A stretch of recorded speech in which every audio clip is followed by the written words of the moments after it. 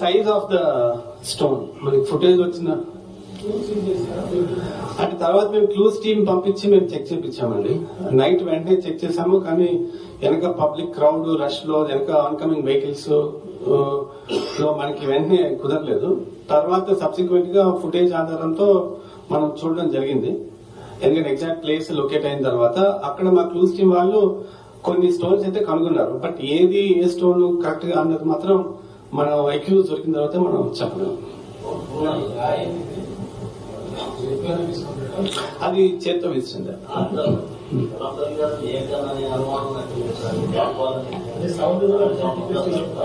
Sound అంటే అండి అక్కడ lot of DJ sounds were there. అంటే ఒకటండి, అంటే నేను ఫుటేజ్ లో చూసిన దాన్ని బట్టి మీరు కూడా it's all available out side, మీరు జాగ్రత్తగా చూడండి. ఎన్హాన్స్ చేసి చూసాము. అది ఒక అరచేతిలో పట్టేంత స్టోన్. అది క్యాట్ బాల్ అంటే జనరల్ గా దాన్ని మార్బుల్స్ మాదిరి చిన్న చిన్న ఉంటాయి క్యాట్ బాల్. అది మీకు ఇప్పుడు మనకున్న ఎవిడెన్స్ అంతా కూడా 2 మెగాపిక్సెల్ ఎవిడెన్స్. 2 మెగాపిక్సెల్ కెమెరాస్ ఉంటాయి కదా. 2 మెగాపిక్సెల్ అనేది 2 or 4 what ever. It's not high definition camera కాదు కదా. దాంట్లో మనకి కనిపిస్తుంది, లైటింగ్ పడినప్పుడు కనిపిస్తుంది మనకి. ఎయిర్ గన్ను అంటే ఆ పిల్లెట్ ఇంకా చిన్నగా ఉంటుంది అది. But see, in any case, what I am saying right now, please understand this. I am not ruling out anything. Please understand this. What I am trying to say, it's జరిగి 2 days అయింది, almost 48 hours అయింది. And ఉన్న I witness accounts కానివ్వండి, video footage కానివ్వండి, లేకపోతే system footage బట్టి నేను మాట్లాడగలను. ఎగ్జాక్ట్ గా ఇప్పుడు దాకున్న ఎవిడెన్స్ ప్రకారం అయితే రాయి ఒక వ్యక్తి చదవడం అనేది మనకి ఖచ్చితంగా తెలుస్తుంది. బట్ అది క్యాటపుల్టా లేకపోతే ఎయిర్ గన్ అన్నది మనకి ఎక్యూజ్ దొరికి ఆ రకంగా ఎవిడెన్స్ వస్తే దెన్ డిఫరెంట్ స్టోరీ. బట్ ఇప్పుడు అంటే మీరు పడిన ట్రాజెక్టరీ, తగిలిన ట్రాజెక్టరీని చూడాలి కదా.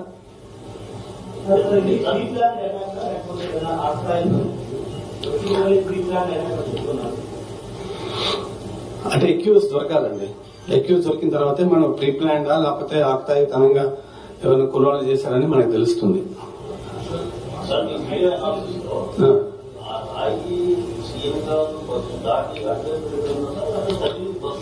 లేదు, అవతలకి వెళ్ళిపోయింది.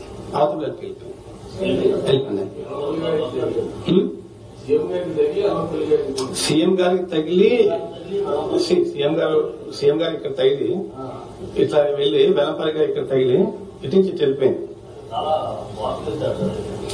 రాయి విసరడం గట్టి బలంగానే వేశారు. రాయి విసరడం బలంగానే వేశారు. అంటే ఇట్స్ అన్ఫార్చునేట్ ఇన్సిడెంట్. బట్ అది పొరపాటున టెంపుల్ రీజన్ లో గానీ, లేకపోతే ఇంకేమైనా టెంపుల్ దగ్గర గానీ, లేకపోతే డైరెక్ట్ ఐ తగలడం గానీ, లేకపోతే హెడ్ ఉంటాయి కదా సెన్సిటివ్ ఏరియాస్ తగిలితే ఇంకా చాలా ప్రమాదం జరిగింది. It's a totally unfortunate incident. Should have happened. అంటే మేము ఇంత బందోబస్తు పెట్టి ప్రికాషన్స్ జనరల్ గా మీరు చూస్తుంటారు. ఇంతవరకు we take lot of care. అంటే చాలా జాగ్రత్తలు తీసుకుంటాం. అయినప్పటికీ జరగడం అనేది ఇట్స్ అన్ఫార్చునేట్ ఇన్సిడెంట్. బట్ విసరడము, బలంగా విసరడము, అది ఇంకా సెన్సిటివ్ పార్ట్ కి తగిలి ఉంటే మాత్రం చాలా ప్రమాదం అయ్యేది. డెఫినెట్లీ ఎవరికైనా ప్రమాదం అవుతుంది.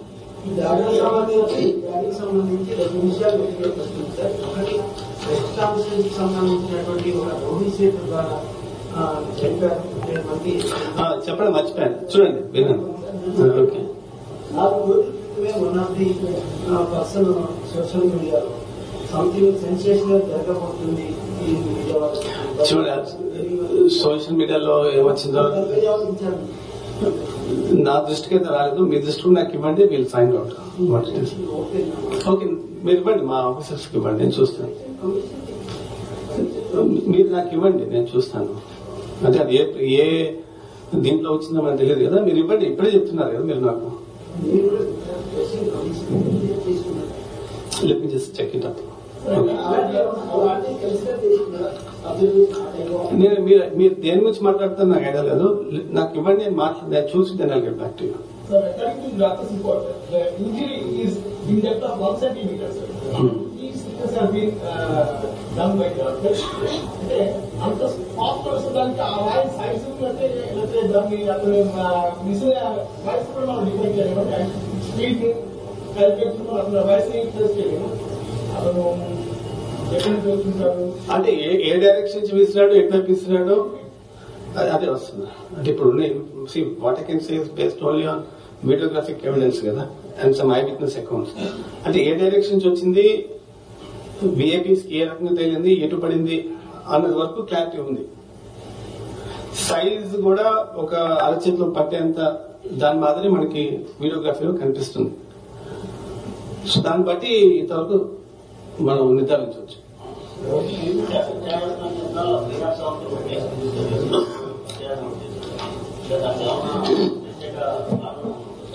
అంటే ఒకటి అంటే